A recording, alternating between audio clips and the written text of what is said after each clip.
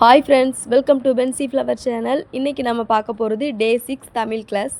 தமிழ் கிளாஸில் இன்றைக்கி நம்ம என்ன பார்க்க போகிறோன்னா 4 மார்க் 6 மார்க் இம்பார்ட்டன்ட் கொஸ்டின்ஸ் ஆன்சரோடையே உங்களுக்கு கொடுத்துருக்கேன்.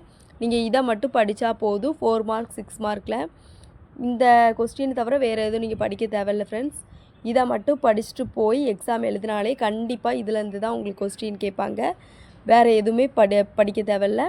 இதை மட்டும் படிச்சுக்கோங்க. ஃபுல்லாக மனப்பாடம் பண்ணாமல் ஒரு தடவை ரீட் பண்ணி பாருங்கள். உங்களுக்கு என்ன கதை அப்படிங்கிறது உங்களுக்கு புரியும் ஃப்ரெண்ட்ஸ். அதனால் அப்படி ஃபுல்லாக மனப்பாடம் பண்ணாமல் வாசித்து கொஸ்டினில் என்ன கதை என்ன கேட்டிருக்காங்க அதை ஃபஸ்ட்டு நல்லா வாசித்து பார்த்துட்டு அதுக்கு கீழே நம்மளுக்கு ஆன்சர் என்ன கொடுத்துருக்காங்க அதையும் நல்லா தெளிவாக வாசித்து பார்த்துட்டு அதுக்கப்புறம் அதுக்கான கொஸ்டினுக்குள்ளே ஆன்சரை நீங்கள் எடுத்து எழுதுங்க. கொஸ்டினை ஃபஸ்ட்டு நல்லா பார்த்துக்கோங்க. கொஸ்டின் புரியாமல் ஆன்சரை மட்டும் படித்தாலும் எக்ஸாமில் போய் நம்மளுக்கு கொஸ்டின் ஒரு மாதிரி இருக்கும், ஆன்சர் என்னன்னு தெரியாது.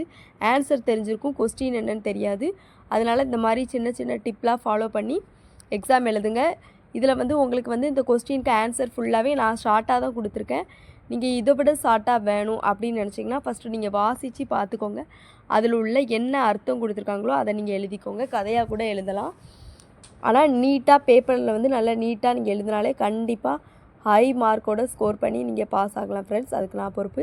இப்போ 4 மார்க் 6 மார்க் எல்லாமே உங்களுக்கு கொடுத்தாச்சு. இன்னும் 1 வேர்ட் மட்டும் தான் கொடுக்கணும். தமிழில் 1 வேர்ட் மட்டும் நான் கொடுத்துட்டேன் அப்படின்னா உங்களுக்கு தமிழ் கிளாஸ் இதோட முடிச்சுது. அதுக்கப்புறம் தமிழ் ரிவிஷன் கிளாஸ் தான் எக்ஸாமுக்கு முன்னாடி உங்களுக்கு ப்ரொவைட் பண்ணுவோம். அப்போது நீங்கள் ஜாயின் பண்ணிக்கோங்க ஃப்ரெண்ட்ஸ். இப்போ இந்த வீடியோ யார் யாருக்கு யூஸ்ஃபுல்லாக இருக்கோ அவங்களுக்கு நீங்கள் ஷேர் பண்ணுங்கள். 12th எக்ஸாம் எழுத போகிற எல்லாத்துக்குமே இந்த வீடியோ ரொம்ப இம்பார்ட்டண்ட்டாக இருக்கும்.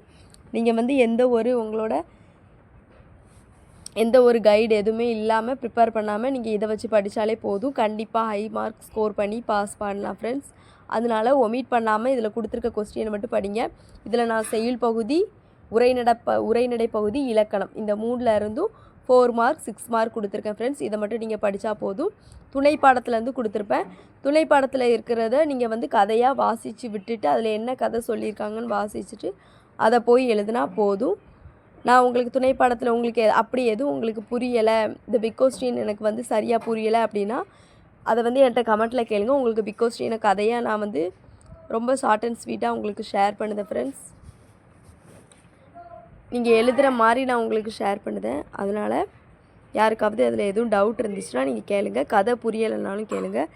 உங்களுக்கு ஈஸியாக ஒரு 5 நிமிஷத்துலேயே உங்களுக்கு தெளிவு பண்ணுற மாதிரி நான் கதை சொல்லனாலும் நான் சொல்கிறேன்.